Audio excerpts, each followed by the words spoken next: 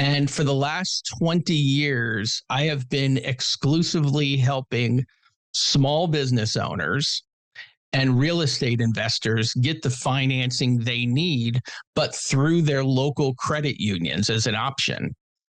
Which, when I started out in this business, it was like unheard of to get your financing through a credit union. Credit unions were tough. They were almost like, I think almost like an exclusive club for the most part. Growing up, my dad was a union electrician at the local factory.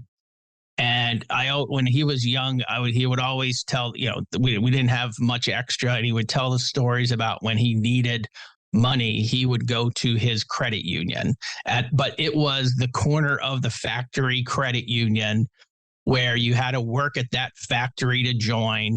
And for years, that was the impression of credit unions. If it was a teacher's credit union, if it was a government employee's credit union, they just kind of were this little side thing where people got auto loans when they needed it. I had one that I joined when I was in Pottsville as a young adult, and the criteria was you had to live in Pottsville in order to join the credit union. Yeah, and really, what happened is, the world evolved through many times. People they were employed, and then they went and started a business, or their spouse owned a business.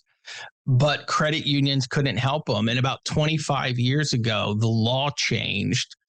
But it's really only maybe been in that last 10 or 12 years where the opportunities for small businesses through credit unions have really taken off, where it's much more widely acceptable. When I first got into credit unions, there were $13 million in business loans in all of Pennsylvania among credit unions. And almost all of it were Amish loans. There's an Amish credit union in Lancaster, and they had almost all the business loans. Now, just my organization will do about six. The Amish are actually, just as a side note, I don't know if many people realize this, but the Amish collectively are a force to be reckoned with, a very, very powerful, and from what I understand, besides their frugal lifestyle as a collective family, they are very, very rich. When you put their numbers together. In fact, whether it's Pennsylvania state law, whether it's congressional federal law, there are actual provisions in many, again, state and federal laws, as well as local laws, that exclude the Amish specifically from different regulations. I mean, that is real power in numbers. That's pretty crazy.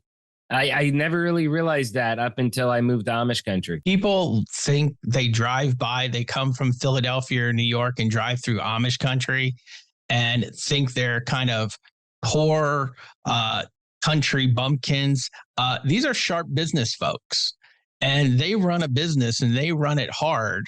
And there is massive money and resources. And that's why you see the Amish credit unions do so well, because a credit union is a co-op. And all they're doing is the Amish and Mennonite communities work together to help each other out. And they are a powerhouse when it comes to the business community.